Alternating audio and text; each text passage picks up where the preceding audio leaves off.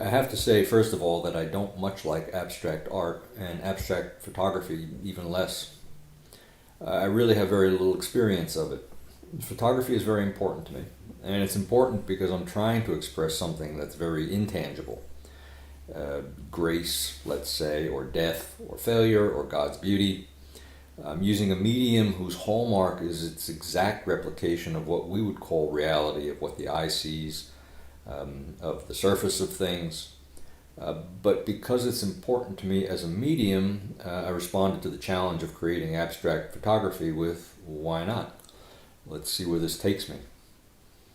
I think many of the pieces I submitted are not truly abstract in the sense of being non-representational. I focused on purely formal elements like composition and texture, shooting in a way that objects are either not recognizable or that their literalness is not an important part of the picture. Am I happy with what I did? I'm glad I did it, but I'm not 100% or even 90% happy with what I do in general. Failure is almost built in given my goals, but it's the process that's important to me.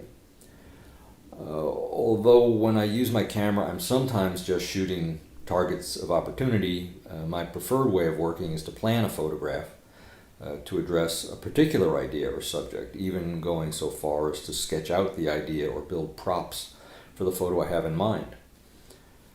I put a lot of thought into the work before I shoot, and as I said, I'm often trying to express something that may be impossible to represent in any visual medium.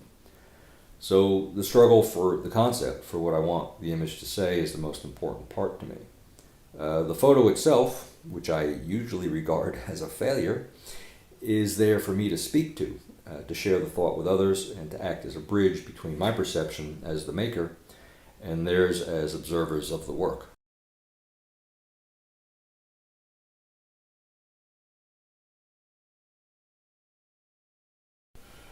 Living in Roosevelt, deeply embedded in nature, has given me the opportunity to slow down and be more mindful of my environment.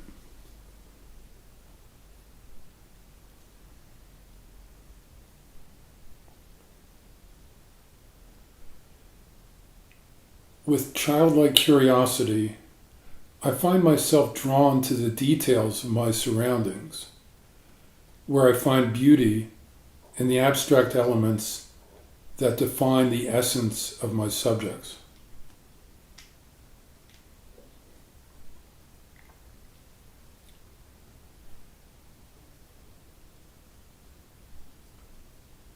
While some of my images are drawn from nature, others are related to my long-held fascination with optics, particularly the interplay of reflected, refracted, absorbed, and transmitted light.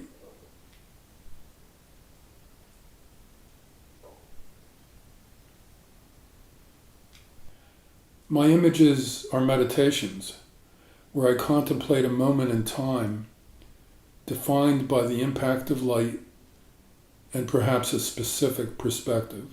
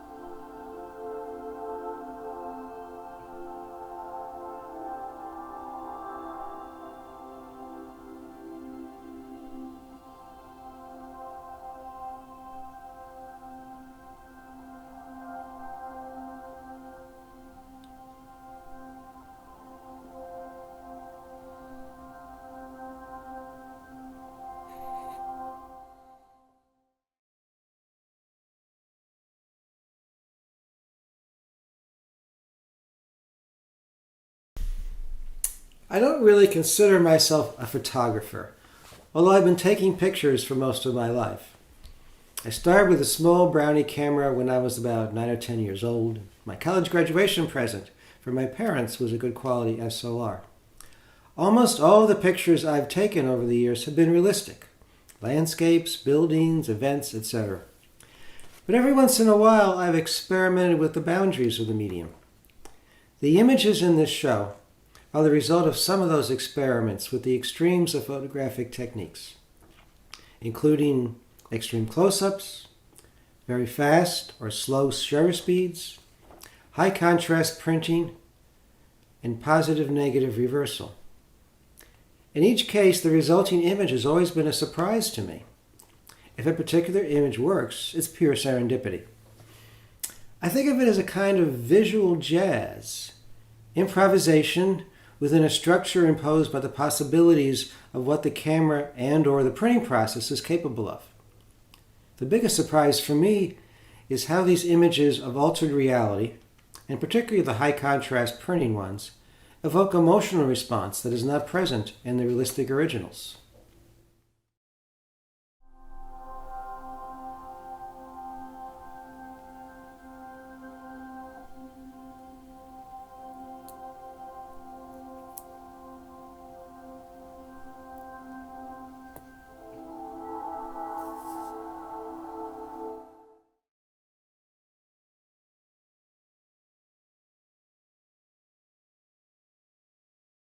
Overhead tram wires, utility meters on a wall, vines on a tree, lines, shapes, and patterns can yield a satisfying abstract composition with little more than cropping of the original real-world image.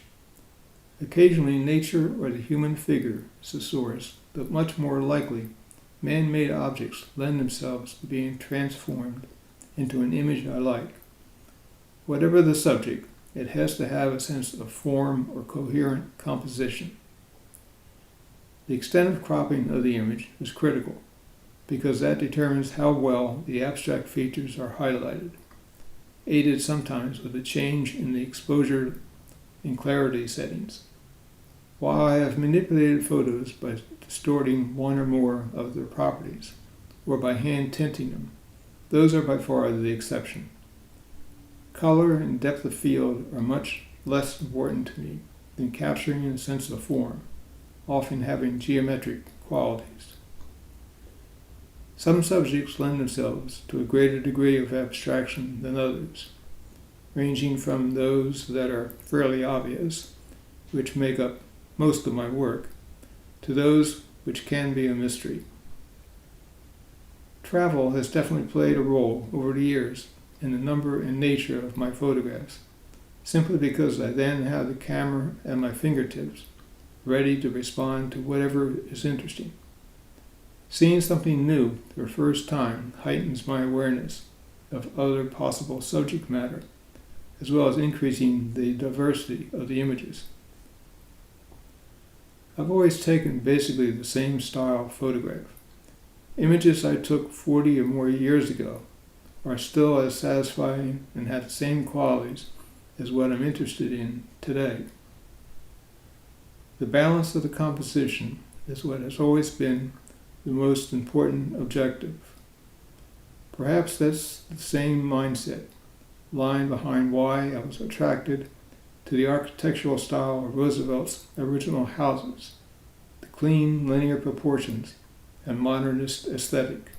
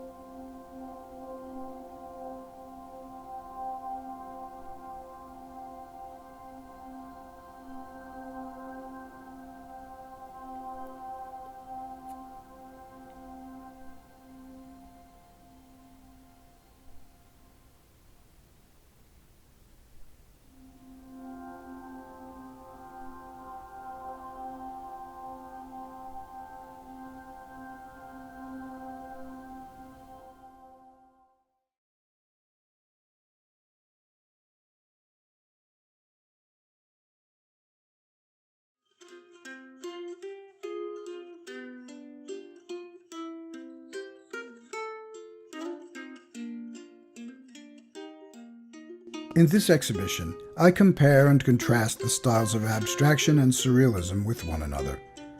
I've always felt these two artistic movements to be related. I think of abstraction, as it was practiced by the abstract expressionists in the 20th century, as an exploration of non-objective colors, textures, and forms without reference to a recognizable reality, while I see surrealism as the manipulation of an objective, recognizable subject in a way that renders it partly abstracted, that is, unrecognizable, while it retains some of its objectivity and reality. Surrealism literally means above reality. The subject of a surrealist painting, sculpture, or photograph has an identifiable core that in some way deviates from what should be expected by the observer and is therefore abstracted from a commonly shared perception.